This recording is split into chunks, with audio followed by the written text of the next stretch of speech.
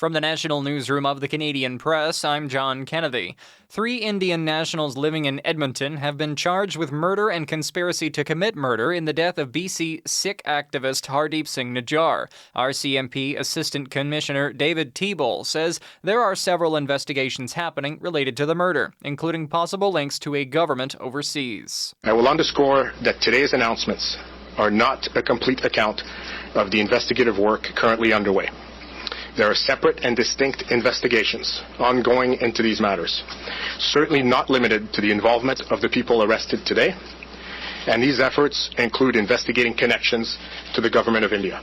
Nijjar was shot and killed last June as he left the Guru Nanak Sikh Gurdwara in Surrey, BC. Prime Minister Justin Trudeau has said there is credible intelligence linking the murder to the Indian government, something the Indian government denies. The federal government says it'll be funding a pilot project in Manitoba that would see the development of an alerting system for Indigenous women and girls who go missing. The Manitoba pilot project, known as the Red Dress Alert Program, will be designed and led by Indigenous groups in the province. It's expected to help inform an eventual national alert system.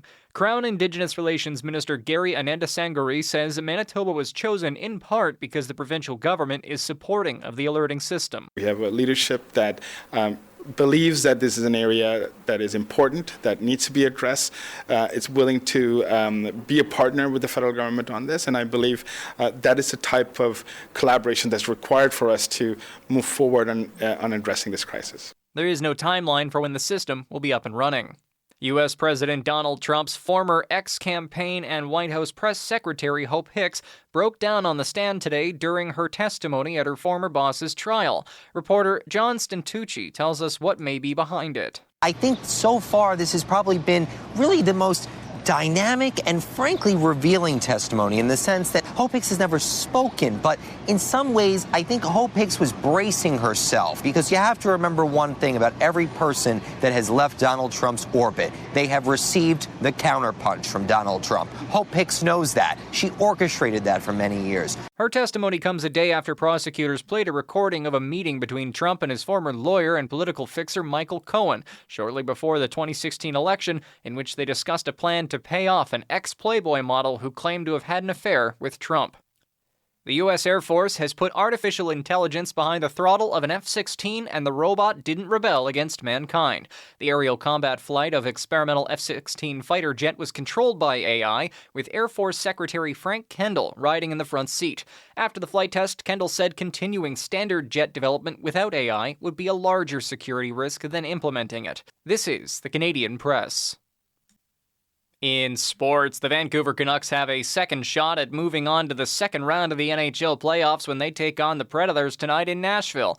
The Predators avoided elimination and cut the Canucks' lead in the first-round series to 3-2 with a 2-1 win on Tuesday in Vancouver. Montreal's Felix Auger-Aliassime has advanced to the first ATP Masters final, and he hasn't had to play all that much tennis to do it. Auger-Aliassime moved on to the final of the Madrid Open clay court tournament after semifinal opponent Yuri Lehechka of Czechia retired due to injury, with their match tied 3-3 in the first set.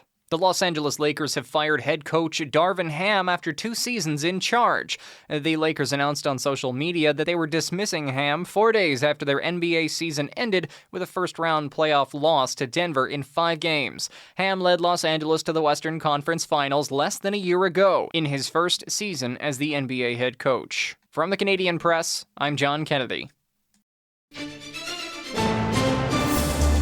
Thanks for listening. Don't forget to follow and subscribe.